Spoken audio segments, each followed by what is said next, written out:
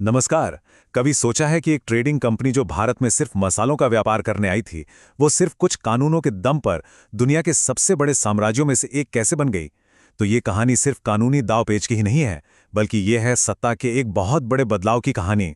तो सवाल यही है कि आखिर ऐसा कैसे हुआ कि सिर्फ कागजी कार्रवाई, हाँ, सिर्फ पेपर वर्क से एक पूरी की पूरी ट्रेडिंग कंपनी एक विशाल साम्राज्य में तब्दील हो गई। चलिए इस कानूनी सफर को परत दर परत समझते हैं। तो कहानी की शुरुआत होती है कंपनी पर लगाम कसने से। चलिए देखते हैं कि ब्रिटिश सरकार ने ईस्ट इंडिया कंपनी पर अपना कंट्रोल बनाने की पहली कोशिश कब और कैसे की। साल था 1773 और आया रेगुलेटिंग एक्ट।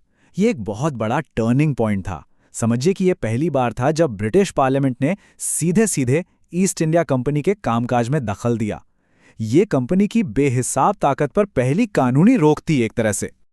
अच्छा, तो इस एक्ट से दो सबसे बड़ी बातें हुईं। पहला, बंगाल के गवर्नर जनरल का पद बनाया गया, जिससे एक सेंट्रल पावर का आइडिया सामने आया। और दूसरा, कलकत्ता में एक सुप्रीम कोर्ट की स्थापना हुई, जिसने भारत में एक फॉर्मल ब्रिटिश जुडिशियल सिस्टम की नींव रखी। कह सकते हैं कि यह भारत में पावर के सेंट्रलाइजेशन की तरफ पहला बड़ा कदम था। अब इसके बाद कहानी आगे बढ़ती है और आता है एक नया सिस्टम, जिसे कहते हैं दोहरे शासन की प्रणाली, और ये आया पिट्स इंडिया एक्ट के साथ। इस एक्ट ने कंपनी और ब्रिटिश सरकार के बीच पावर को और भी साफ साफ बांट दिया, जिससे हुआ ये कि सरकारी कंट्रोल और भी मजबूत हो गया। तो पिट्स इंडिया एक्ट ने जो सिस्टम बनाया वो काफी अनोखा था। दोहरी शासन व्यवस्था। इसका सीधा सा मतलब था कि अब पावर के दो सेंटर थे। पर सवाल ये है कि ये सिस्टम आखिर काम कैसे करता था। देखिए, इसे समझना बहुत आसान है। एक तरफ थी कंपनी, जिसके हाथ में ट्रेड और कॉमर्स मतलब सारे कमर्शियल मामले थे, और दूसरी तरफ थी ब्रिटिश सरकार, जिसने एक बोर्ड ऑफ कंट्रोल बनाया, और जितने भी जरूरी पॉलिटिकल मामले थे जैसे सिविल, मिलिट्री, रेवेन्यू, वो सब इसके कंट्रोल में आ गए। मतलब साफ था, असली पावर अब लंदन में बैठ गई थी। और अब आता है कहानी का सबसे बड़ा, सबसे नाटकीय मोड़, जब सत्ता सीधे ताज के हाथ में चली गई। हम सब जानते हैं कि 1857 की क्रांति ने इतिहास का रुख ही मोड़ दिया, और इसी के साथ भारत में हुआ पावर का सबसे बड़ा ट्रांसफर। बस एक act, government of India act 1858, और एक झटके में ईस्ट इंडिया कंपनी का करीब 250 साल पुराना राज खत्म हो गया। ये एक ट्रेडिंग एम्पायर का अंत था और एक फॉर्मल ब्रिटिश कॉलोनी की शुरुआत। तो देखिए, ये बदलाव कितना बड़ा था।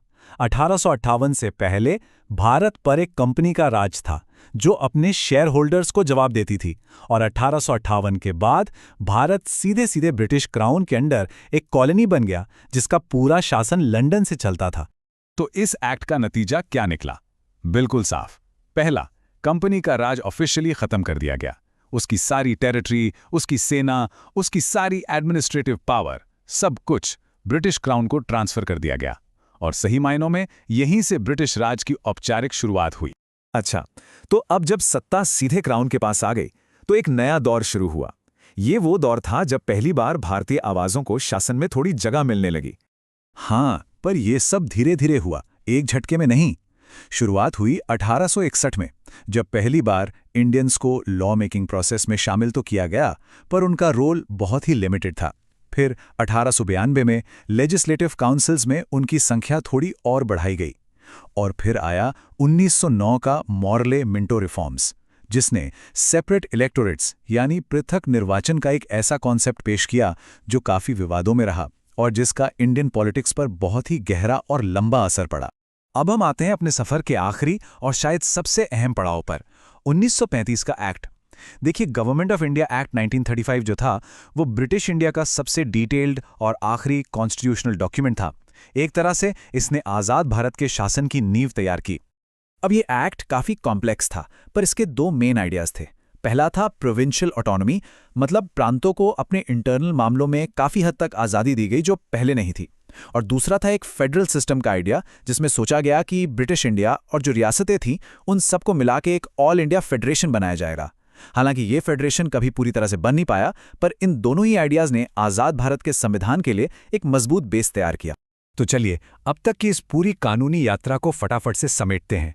एक नज़र डालते हैं उन सारे बड़े माइलस्टोन्स पर जिनसे हम गुजरे। तो ये 160 साल का सफ़र हमें क्या दिखाता है? शुरुआत हुई 1773 में पहले कंट्रोल से। फिर 1784 में आया डुअल गवर्नमेंट का सिस्टम। 1858 में हुआ वो ऐतिहासिक पावर ट्रांसफर, जब सत्ता कंपनी से क्राउन के पास चली गई। इसके बाद 1861 से 1909 तक इंडियंस को लिमिटेड रिप्रेजेंटेशन मिलना शुरू हुआ और आखिर में 1935 के एक्ट ने फेडरलिज्म का एक फ्रेमवर्क तैयार किया। हर एक्ट भारत के शासन में एक बहुत बड़ा मील का पत्थर था। और अब जाते जाते एक सवाल छोड़ जाते हैं जिस पर सोचा जा सकता है। ये जो कॉलोनियल एरा के स्ट्रक्चर्स थे, जो कानून थे, इनमें से कितनी चीजें आज भी भारत और उसके पड़ोसी देशों के गवर्नेंस में देखने को मिलती हैं? क्या आज भी इतने सालों बाद उनकी विरासत हमारे सिस्टम में जिंदा है? इस पर जरूर सोचिएगा।